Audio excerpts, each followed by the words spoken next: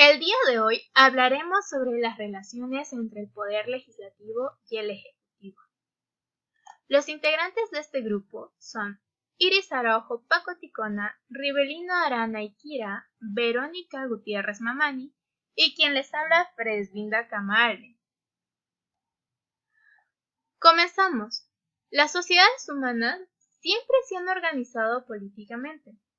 En las sociedades modernas ha primado la institución de un Estado para la convivencia pacífica y la defensa de sus ciudadanos. El Estado. ¿Qué se entiende por Estado? Es la organización de una sociedad, la cual posee 4 elementos constitutivos: territorio, población, soberanía y gobierno. Que si uno de estos faltase, no existiría el Estado. Sin embargo, pueden mutar o cambiar. El territorio es un elemento material y está delimitado por hitos y coordenadas. La población, un elemento natural, son las personas que habitan en el territorio y cuentan con características comunes, además de que comparten la misma identidad de historia. La soberanía, facultad de autonomía interna sobre su sociedad y facultad de independencia externa sin la intervención de un tercer país. Y por último, el gobierno, conformado por instituciones en manos de autoridades. Se pierde cuando existe la anarquía. Según el artículo 43 de la Constitución, el Estado peruano es una república democrática, social, independiente y soberana. La república. La palabra república implica el cambio de autoridades elegidas cada cierto tiempo y que el poder emana de los ciudadanos. El Estado peruano es democrática. Esta democracia significa que los ciudadanos participan en la elección de estas personas. En nuestro caso, estamos hablando de una democracia representativa, es decir, los electores no toman las decisiones directamente, sino que escogen a representantes para que tomen decisiones en su nombre. A cambio, los elegidos tienen la obligación de respetar la ley, los derechos humanos, las libertades que permiten mantener nuestro sistema político.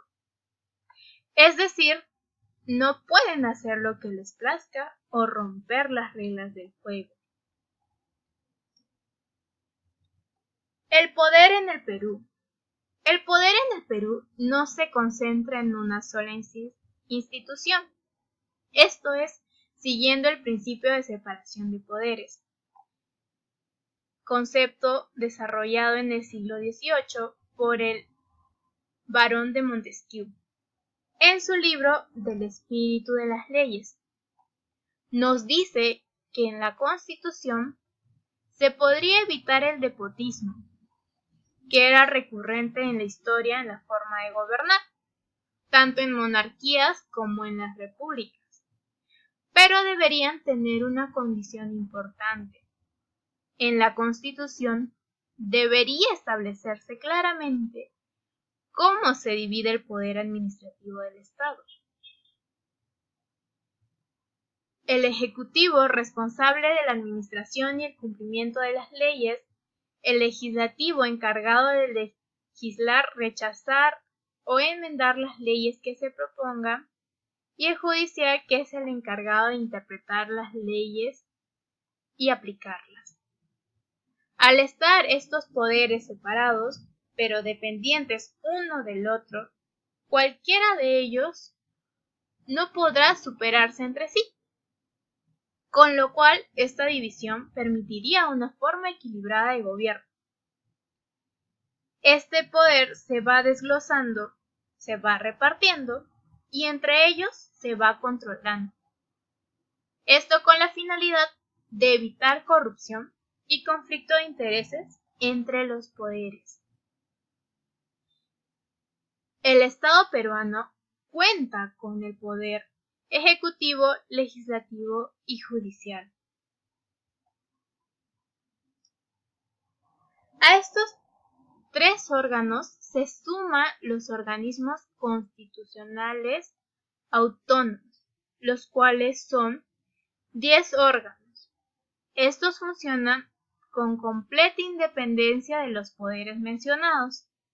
Además, tenemos a los gobiernos regionales y locales, que tienen autonomía para resolver asuntos dentro de su competencia. Esta división es muy importante porque los distintos poderes intentan lograr un equilibrio contrapesando la responsabilidad y obligación de cada uno. Sin un monopolio de poderes, podemos evitar situaciones autoritarias que no respeten los derechos de nuestra Constitución. Sin embargo, en el siglo XX comenzó a darse unas muestras que estas separaciones no tenían que ser necesariamente tajantes, sino que manteniendo la idea de que el poder es uno solo, comienzan a flexibilizarse tanto las funciones ejecutivas, legislativas y judiciales. Dentro de la estructura y el funcionamiento del Estado peruano, en este cuadro vamos a ver cómo está establecido el principio de separación de poderes y también el principio de colaboración de poderes. En la parte superior podemos observar cómo está estructurada la separación de poderes, el poder legislativo, ejecutivo y judicial. Si lo mirásemos en sentido de niveles de gobierno y sumamos a los órganos constitucionales autónomos, este sería el nivel del gobierno nacional. El segundo nivel, el nivel de gobierno regional, y el tercer nivel, el nivel de gobierno local. Entre ellos hay una división clara de funciones que establece la Constitución. Hay jerarquías y también hay razones por la cual tiene que colaborar, porque estamos dentro de un Estado unitario. Acerca de esta primera parte podemos concluir lo siguiente, que el Perú es un Estado democrático. Esta democracia implica que los ciudadanos participen libremente en la elección de sus representantes. Siguiendo con la división de los poderes, el barón de Montesquieu nos dice lo siguiente: la división de poderes, si se establece en la Constitución, se podría evitar el despotismo que era recurrente en la historia, y que estos poderes por separado no podían superarse entre ellos. Esto con la finalidad de que no exista corrupción y conflicto de intereses entre estos poderes. En el Perú contamos con los poderes, el poder ejecutivo, legislativo y judicial, y forman parte importante del Estado del derecho liberal, que permite asegurar la libertad de los ciudadanos, principalmente la libertad política de cada ciudadano. Este principio contiene dos conceptos: el Estado liberal y la democracia. Esto contribuye a su vez a que los poderes se comprendan y tengan entre ellos algunas limitaciones. Sin el juego de las diversas reglas de la división de poderes, no existe ni Estado de Derecho ni democracia. Finalizando, si un poder es verdaderamente democrático, este debe de saber sus limitaciones y a su vez ayudar o equilibrar a los siguientes poderes. Bueno, continuando con la exposición, soy Iris Araujo y les voy a hablar sobre el Poder Ejecutivo, para qué sirve y cuáles son sus funciones. Bueno, el Poder Ejecutivo, como su nombre nos dice, es el órgano encargado de ejecutar, es decir, se encarga de hacer que la política general del gobierno se lleve a cabo a nivel nacional, hacer cumplir las leyes e impulsar las políticas del Estado. El Poder Ejecutivo tiene la función de garantizar el cumplimiento de las leyes desarrolladas a través del Poder Legislativo y administradas de acuerdo al Poder Judicial. ¿Y cómo lo hacen?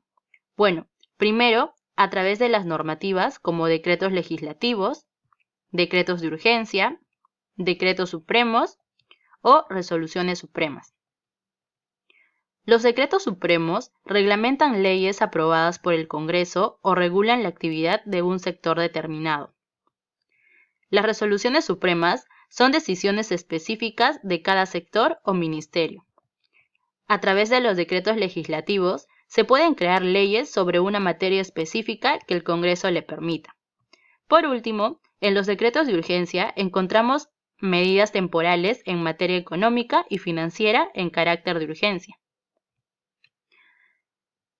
El Poder Ejecutivo lo conforman el presidente y el primer ministro. Este mandatario tiene la facultad de elegir a sus ministros y secretarios. La Constitución Política del Perú establece el modo que elegimos a los miembros del Poder Ejecutivo, el cual es, como ya sabemos, a través de nuestro voto directo.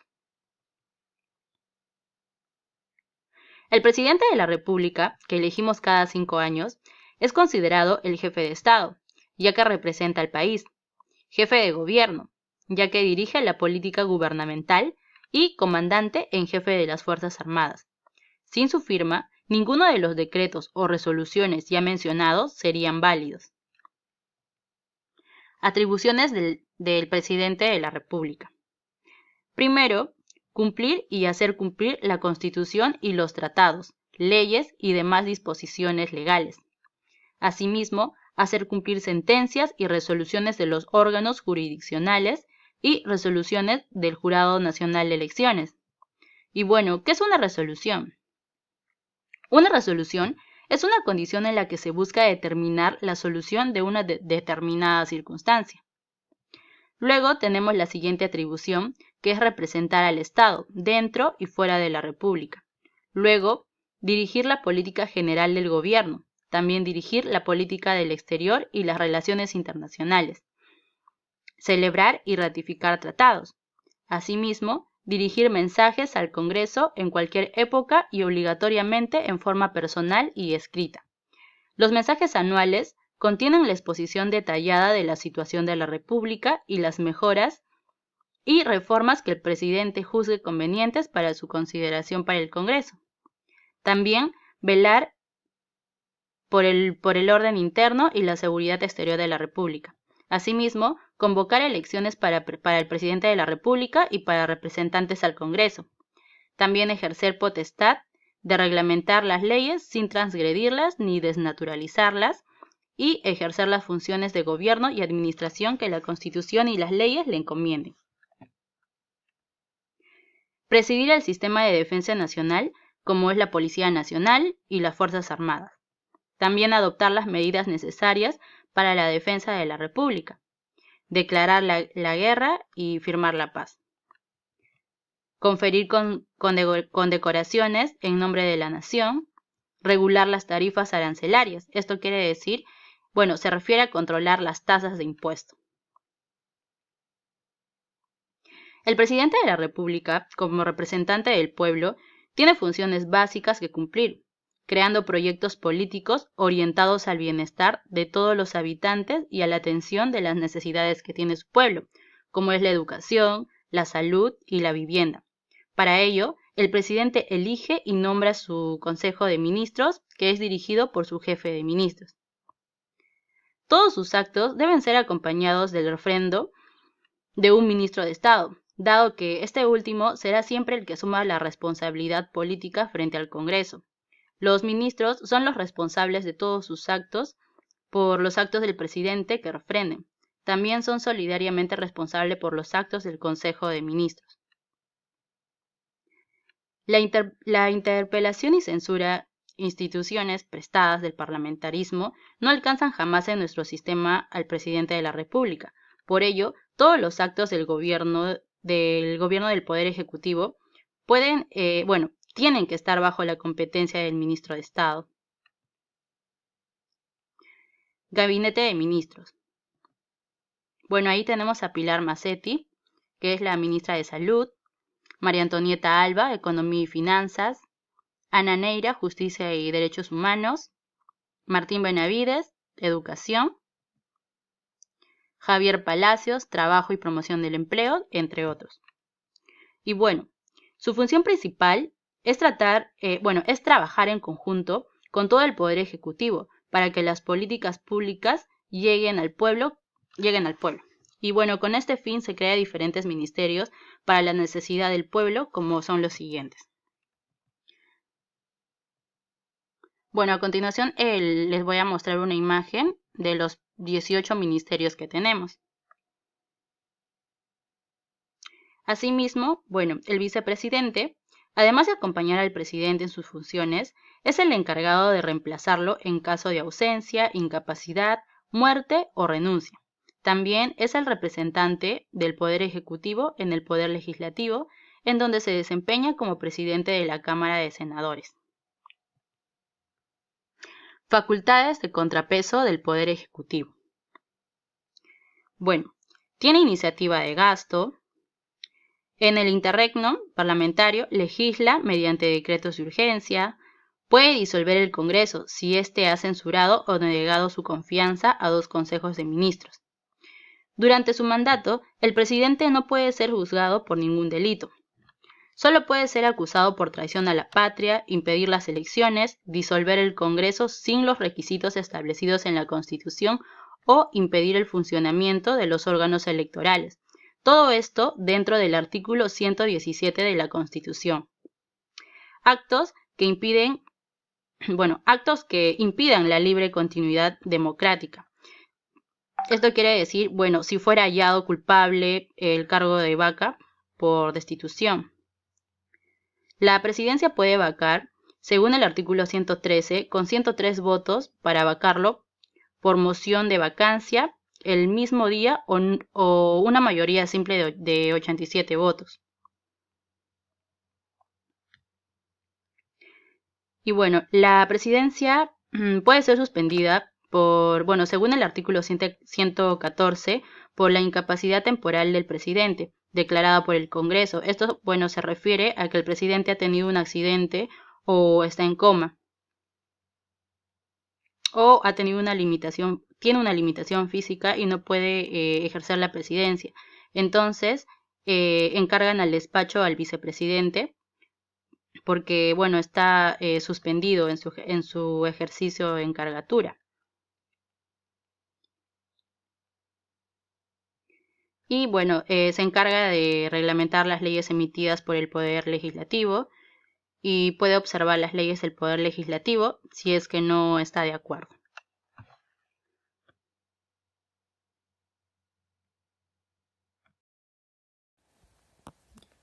Bueno, en conclusión, el presidente es quien promulga todas las leyes aprobadas por el Congreso. De hecho, tiene la potestad de observarlas y considera que el Congreso debe volver a revisarlas. Una vez que la ley es observada por el presidente, se publica en el Diario El Peruano y recién puede entrar en vigencia. Esto quiere decir que en sí el Poder Ejecutivo ejecuta las políticas públicas propuestas por el gobierno o normas emitidas por el Congreso, y de la mano de sus ministros, podrá coordinar con los distintos sectores y poderes para lograr aplicar y supervisar estos planes de acción. A continuación, desarrollaremos la relación con el Poder Legislativo.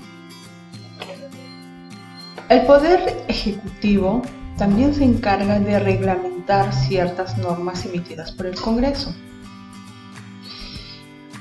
Tal es así que tendríamos un ejemplo. Cuando el Congreso aprueba una ley de uso de medicamentos alternativos, posteriormente le corresponderá al Ejecutivo reglamentar esta ley. Deberá coordinar con el Ministerio de Salud para decidir cómo se podrá conseguir una licencia para producir estos productos. Es decir, En ese reglamento se definirán las reglas específicas para que esa ley pueda llevarse a cabo.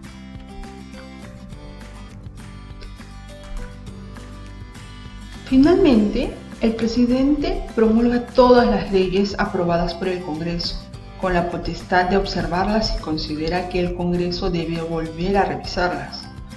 Una vez que la ley es aprobada por el presidente, se publica en el diario El Peruano y recién puede entrar en vigencia.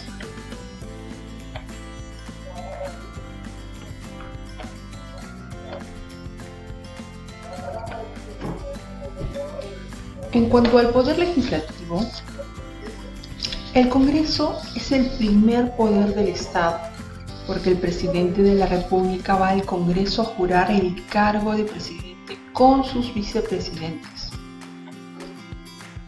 El poder legislativo es el órgano representativo de la nación y tiene como funciones principales la representación de la nación. El Congreso de la República es una institución política de carácter representativo, donde se reúnen los congresistas elegidos por los ciudadanos en elecciones generales, directas y secretas. Es unicameral y está compuesto por distintos órganos que cumplen diversas funciones y está conformado por 130 congresistas. En el Estatuto de los Congresistas se encuentran los derechos, deberes, incompatibilidades y las prohibiciones, además las prerrogativas parlamentarias. Una prerrogativa es un conjunto de derechos y garantías que la Constitución le reconoce al Congreso como institución y a sus miembros para que actúen con total independencia y haya un libre y normal desenvolvimiento de las funciones que la Constitución le asigna. Tenemos tres prerrogativas principales. La no imperatividad de su mandato, que significa que desde que el representante es elegido, su voto obtenido lo independiza de quienes lo eligieron para vincularlo, ya no solo a una circunscripción, sino también a toda una nación. Representan a la nación. La inmunidad del proceso de arresto, ya que el parlamentario está protegido contra denuncias que pretendan intimidarlo o ejercer o impedir el cumplimiento de sus funciones, es por ello que se encuentra inmune. La inviolabilidad de opinión, que es una garantía de sus votos y opiniones en el ejercicio de su cargo. Las funciones elementales y básicas que tiene el Parlamento son cuatro: la función representativa, la función de legislar, la función de fiscalizar y control político, y las funciones especiales. En cuanto a la función representativa, esta, a través de los parlamentarios que son el nexo intermediario entre la sociedad y el Estado, son voceros de los ciudadanos en el Parlamento. Son los que recogen el clamor ciudadano y lo convierten en documentos parlamentarios a través de gestiones con los diversos ministerios. Los parlamentarios en el mes tienen una semana, la semana de representación, para informar o recibir demandas ciudadanas, donde están obligados a ir a los lugares donde fueron elegidos para traer ese clamor ciudadano y poder recoger de ellos sus requerimientos. El presidente del Congreso es el que representa al Poder Legislativo. Presidirá tanto el Pleno, la Mesa Directiva como la Comisión Permanente. La función de legislar. El Poder Legislativo, como su nombre lo sugiere, tiene la función de legislar, es decir, propone, debate y aprueba gran parte de las leyes que conformarán el sistema normativo de nuestro país. La función legislativa consiste en el estudio, deliberación, debate y aprobación de las leyes. Lo podemos encontrar en la Constitución en el capítulo 2, desde el artículo 103 hasta el 106. La función de fiscalizar y el control político. Esta función consiste básicamente en indagaciones, pesquisas o investigaciones sobre la apropiada gestión de los servicios públicos y el buen funcionamiento del Estado, y en encontrar responsabilidad política cuando los casos así lo ameriten. Hay que diferenciar entre fiscalizar y control político. La fiscalización es el buen uso de los fondos públicos. Puede iniciar investigaciones sobre cualquier asunto considerado de interés público, a diferencia del control político, que es el poder que tiene el Congreso a través de diferentes mecanismos y permite controlar en especial al Poder Ejecutivo o las diferentes autoridades estatales cuando han actuado incorrectamente en el ejercicio de sus funciones.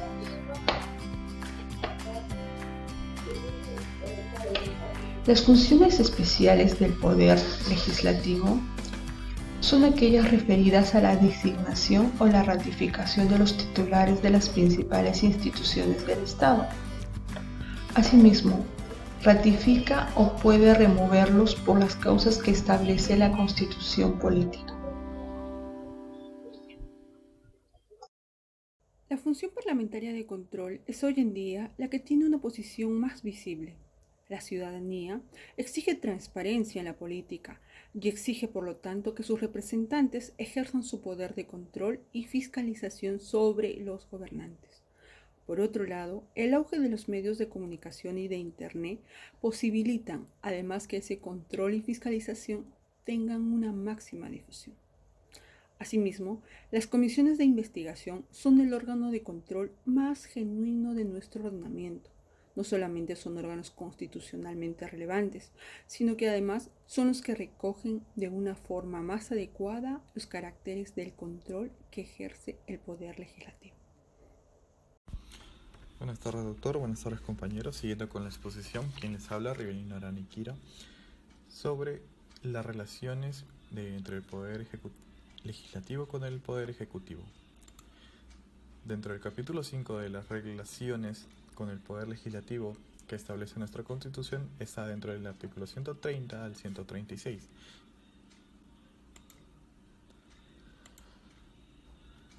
Dentro del procedimiento parlamentario, es un conjunto de actos, decisiones sucesivos con una secuencia temporal y realizados dentro de órganos institucionales de acuerdo a normas preestablecidas o prácticas habituales orientados al cumplimiento de una función o un objeto.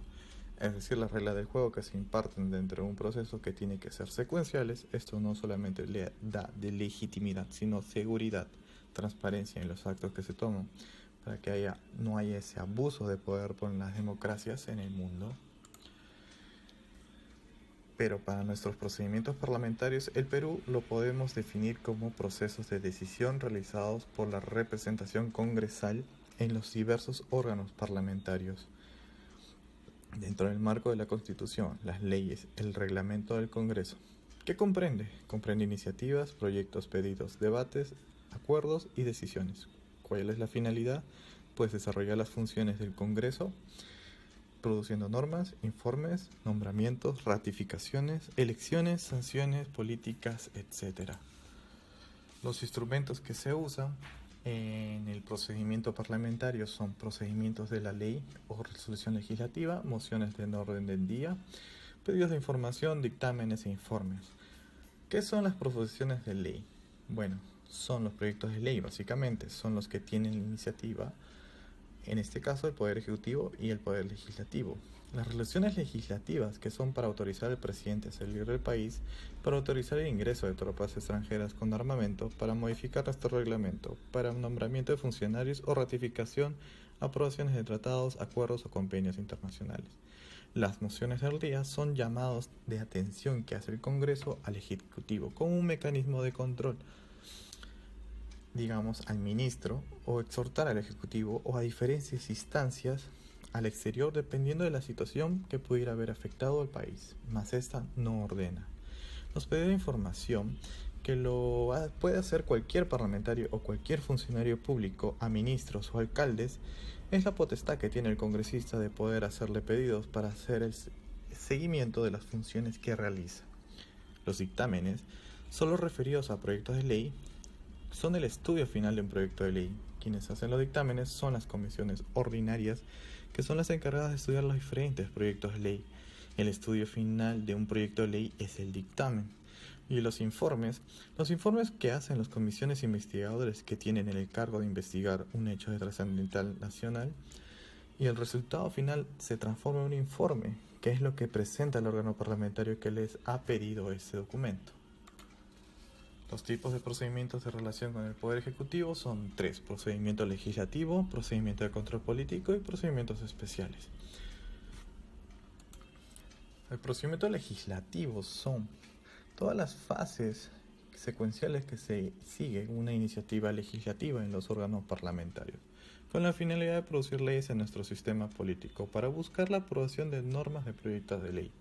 Comprende la representación, el debate de modificación y la aprobación de iniciativas legislativas de diferente orden y jerarquía. Bueno, pues los procedimientos legislativos nos dan unos productos que tenemos dentro de este procedimiento. Algunas de ellas encontramos en el artículo 102 de la Constitución, pues son las leyes ordinarias, las leyes de reforma de la Constitución, las leyes orgánicas, las leyes presupuestales y financieras, las leyes autoritativas, las leyes de legislación delegada, las leyes de amnistía, las leyes democratorias, las leyes de resolución legislativa reglamentarias. Entre las leyes ordinarias, los que pueden presentar leyes ordinarias son el Poder Ejecutivo y los congresistas, entre otras instituciones. Las leyes de reforma de la Constitución solo pueden ser presentadas por 3. En el caso del presidente de la República, los congresistas y los ciudadanos. Y los ciudadanos, a través de la ley 26.300, juntando solo el 0.3 de la población electoral, 0.3 de firmas, y las leyes orgánicas, que son las leyes que regulan el organismo determinado. Las leyes presupuestales y financieras solo las pueden presentar el presidente de la República porque tiene iniciativa de gasto. Las leyes autoritarias de legislación delegada, es decir, el pedido del Ejecutivo al Congreso para que puedan aprobar las normas legales, solo puede pedir el Ejecutivo al Congreso. Se le llama a esto la delegación de facultades legislativas. El Congreso estudia el pedido y, si lo estima, puede otorgar este poder, pero por un tiempo determinado y con una materia específica. El Ejecutivo no legisla a través de leyes, sino a través de decretos legislativos, y el Congreso es el que tiene que evaluar cada uno de ellos para ver si se ajusta al préstamo de la delegación de facultades, si está de acuerdo a lo que manda la Constitución, y si no se ajusta al mandato del Congreso, puede modificar ese decreto legislativo para que se ajuste al pedido o a la Constitución, o si no, lo puede derogar. Las leyes de amnistía, a diferencia del indulto, es que a una persona lo realiza el presidente de la República a título personal, a diferencia de la amnistía, que es un hecho determinado que involucra a varias personas y solo se realiza o se hace por ley. Las leyes demarcatorias, que crean distritos, provincias o regiones, o corrigen demarcaciones en la demarcación territorial, o corrigen los límites, solo le compete al Poder Ejecutivo. Las resoluciones legislativas reglamentarias, una es la autorizar al presidente de la República a salir del país, ejercer las demás atribuciones que le señala la Constitución y las propias de la refunción legislativa. Para ello tenemos un fluxograma que nos explica cómo se aprueba una ley y dónde interviene el Ejecutivo, y es donde comienzan las relaciones entre el Poder Ejecutivo y el Poder Legislativo. Los parlamentarios presentan un proyecto de ley que, a través de grupos parlamentarios, estos son un primer filtro. Además tiene que firmar el jefe de grupo o jefe de bancada para que se hagan responsables de la calidad de los proyectos que presentan. Segundo, los poderes del Estado y entidades autónomas solo pueden presentar bajo su tema o sobre su tema, pero sin iniciativa de gasto, igual que los gobiernos regionales y locales, pero tiene que ser aprobado por Consejo Regional o Consejo Local. Adjuntar el acta y presentar el proyecto al Congreso. Ahora bien, los colegios profesionales solo pueden hacerlo bajo su tema o sobre su tema, aprobados por junta directiva o por los miembros del colegio, dependiendo de sus estatutos. Los ciudadanos, como ya mencionamos, es con el 0.3% de firmas del electorado nacional. Una vez presentado el proyecto, estaba una comisión y piden opiniones al Poder Ejecutivo o a los ministros, dependiendo del tipo de proyecto o que tiene que ver con el proyecto del Ministerio de Economía, sobre todo para ver si genera gasto o no. Piden la opinión de otras entidades y a los ciudadanos por medio del portal virtual del Congreso para que puedan presentar sugerencias de opinión. Entonces, una vez que los proyectos van a las comisiones y a las comisiones acopiaron toda esta información, además que las investigaciones que hacen los asesores en cada comisión, se elabora el estudio final del proyecto y esto se le llama dictamen, el cual publican en el portal del Congreso por una semana, 7 días. La idea de esta publicación tiene dos acepciones. La primera es que nosotros los ciudadanos podamos o sepamos cómo trabajan las comisiones y ver si nuestra opinión fue considerada o no. Y la segunda es para ver si los parlamentarios que no son parte de estas comisiones puedan saber sobre este trabajo, para que en la hora del pleno no tengan excusas, porque está dentro de su obligación revisarlo. Una vez publicado, se envía al Consejo Directivo, que incluye en la agenda del pleno. Pone un tiempo determinado de debate y se discute en el pleno lo del Congreso, y lo cual puede modificar una vez que se aprueben estas. Modificadas a través, se transcribe en un papel especial que se llama autógrafa de ley. Este es el texto aprobado por el pleno. Firma el presidente del Congreso y un vicepresidente, y de ahí se envía al presidente de la República. Y el presidente de la República, dentro de 15 días hábiles, puede promulgar la norma si lo considera así, y si no está de acuerdo, ejerce su derecho de veto. A esto le llamamos la observación de la autógrafa de ley, y devuelve el proyecto al Congreso. Otra alternativa del presidente de la República es ni promulgar ni observar, y dejar pasar los 15 días hábiles. ¿Qué pasa con la autógrafa? Bueno, entonces es promulgada por el presidente del Congreso y de ahí se convierte en ley. Si se devuelve el autógrafo, esta regresa a las comisiones que estuvieron en el proyecto original, y las comisiones revisan el proyecto. Pueden tomar hasta 4 decisiones, que son la existencia, allanamiento, texto nuevo o archivo. La existencia, si es un dictamen favorable, para esto se requiere una mayoría calificada del Congreso, que son un total de 66 votos, y se promulga por el presidente del Congreso. El allanamiento acepta la corrección del presidente de la República con mayoría simple y la promulga igualmente el presidente del Congreso. El texto nuevo se refiere a la falta de algo que cambia el fondo del asunto, que no lo conocía el presidente de la República. En cuanto al archivo, es un dictamen negativo y solo se manda al archivo. Para un proyecto de ley, primero debe haber iniciativa legislativa. Una vez presentado el proyecto, irá a las comisiones competentes. Cada una de estas comisiones realizará un dictamen favorable o desfavorable, que publicarán en el portal del Congreso por 7 días para luego su debate en el Pleno. Tras ser debatida, esta podría ser observada, que la podrían hacer regresar a las comisiones. Habrá una doble votación para determinar si habrá de ser aprobada o no. Si los votos son favorables, la ley será enviada al presidente de la República para que promulgue dentro de los 15 días hábiles luego de recibida, siempre y cuando no haya observaciones. Si el presidente de la República no se pronuncia ni en este plazo, el presidente del Congreso podrá promulgar la ley y que ésta entre en vigencia. Dentro de los procedimientos, seguimos con el procedimiento de control político. Bueno, son todos los actos realizados por el Parlamento destinados a producir legitimidad, legalidad, eficacia y honestidad en el manejo del poder, control político y administrativo de nuestro sistema político.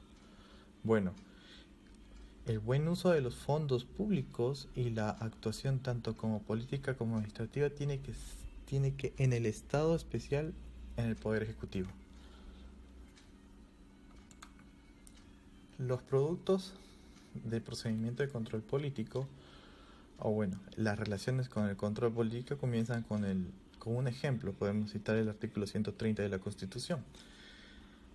Y en estos están la investidura de los ministros del Consejo de Ministros, la investidura de los ministros o del Consejo de Ministros. Cuando el presidente de la República elige a un nuevo gabinete, el nuevo presidente del Consejo de Ministros y los ministros, una vez juran el cargo, estos están obligados a concurrir al Parlamento a los 30 días de haber asumido sus funciones para exponer y debatir la política general del plan de gobierno. Luego el gabinete pide el voto de confianza. Al momento de dar el voto de confianza, el Congreso se convierte corresponsable de ese plan de gobierno y cuando el Ejecutivo no cumple, el Congreso invita a informar o llama a interpelar a los ministros o al gabinete. La interpelación de los ministros, que puede ser que no se cumplió con el plan de gobierno que expusieron o que hubo un acto determinado que no estuvo bien.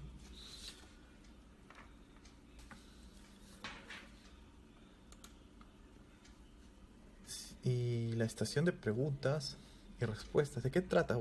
Los parlamentarios hacen pregunta a cada uno de los ministros. El gabinete se viene al pleno de la sesión especial, puede haber preguntas. La moción de censura y cuestión de confianza, el Congreso puede censurar al ministro, el presidente de la República lo tiene que reemplazar, o si censura el presidente del Consejo de Ministros, cae todo el gabinete, teniendo 72 horas el presidente de la República para que renueve su nuevo gabinete. Si en un Congreso censurase 2 gabinetes en los 4 primeros años, entonces el presidente de la República puede cerrar el Congreso. Si sucede esto, el Congreso funciona la comisión permanente, integrado por 26 parlamentarios, que todos los grupos parlamentarios presidido por el presidente del Congreso. En el espacio de este cierre del Congreso hasta la nueva elección se llama interregno parlamentario. Los pedidos de información a las comisiones de investigación que se forman con un tiempo determinado para investigar un hecho de interés nacional, formadas por un tiempo determinado para investigar este hecho, si es que el plazo que le han dado para la investigación no termina la investigación, entonces deben presentar al Congreso un informe preliminar hasta dónde llegó la investigación. Y pueden pedir un tiempo adicional si se le puede dar o no el tiempo requerido. Las acusaciones constitucionales o antejuicios a 9 funcionarios. Solo se puede realizar a 9 funcionarios: el presidente de la República, ministros de Estado, magistrados del Poder Judicial, magistrados del Ministerio Público, magistrados del Tribunal Constitucional, Contralor de la República, Defensor del Pueblo, entre otros. Estas 9 personas, si cometieron algún delito durante su función, pueden ser acusados inclusive hasta 5 años después de haber dejado el cargo. Se inicia un proceso del Congreso, primero por la comisión permanente, que es la primera instancia. Si considera si cometió ese delito, acusa ante el pleno del Congreso, y si el pleno del Congreso acusa, envía este expediente al Poder Judicial o al Ministerio Público para que se inicien las investigaciones. Las acciones de control sobre la legislación delegada.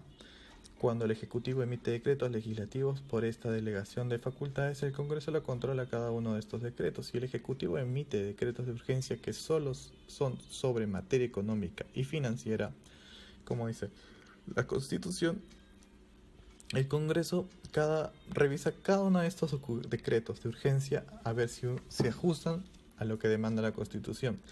Y si no es así, lo pueden derogar, al igual que los otros convenios, tratados de acuerdos internacionales. Si el Congreso está de acuerdo, los ratifica y entran en vigencia. Los procedimientos especiales de designación, elección, ratificación, remoción y otros. Son diferentes mecanismos implementados en las instancias parlamentarias a efecto de producir representación política, legitimidad en las decisiones políticas internas y externas, y renovaciones y acciones de vigilancia. Ahora, si bien el Congreso, a diferencia de los otros poderes, en su accionar, existe 4 autonomías que la Constitución les reconoce. La autonomía política, porque el Congreso de la República es soberano y no hay mandato imperativo sobre sus acciones, la autonomía normativa, porque el Congreso de la República se rige por la Constitución y su reglamento sin afectar competencia constitucional ajena, la autonomía económica, si el Congreso de la República se fija su propio presupuesto de mesa directiva, se fija las políticas financieras para el funcionamiento de dicha institución. La autonomía administrativa, el Pleno del Consejo Directivo adoptan lineamientos de la mesa directiva, establece políticas y supervisa la administración institucional. Los productos del procedimiento de control político son funcionario elegido, funcionarios designados, funcionarios ratificados, funcionarios que puedan ser removidos y otros procedimientos. Dentro de la comisión permanente evalúa el candidato el Contralor General de la República, que es el presidente quien envía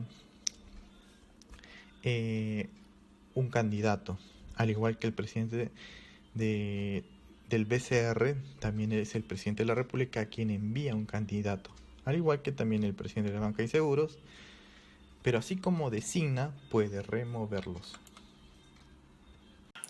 Bueno, como conclusión incidir en que esta relación entre poder ejecutivo y legislativo es pues que recae en el poder legislativo el representarnos y a su vez ser este balance entre los poderes, el control y contrapeso sobre el poder ejecutivo, que no se exceda en sus funciones.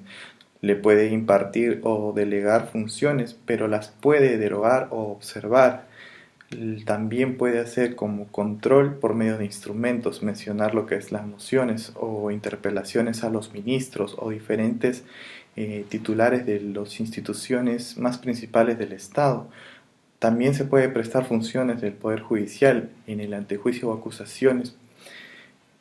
Y bueno, incidir en que debemos conocer bien nuestro sistema, cómo se relacionan los poderes para tener un panorama más claro de la situación por la que venimos pasando.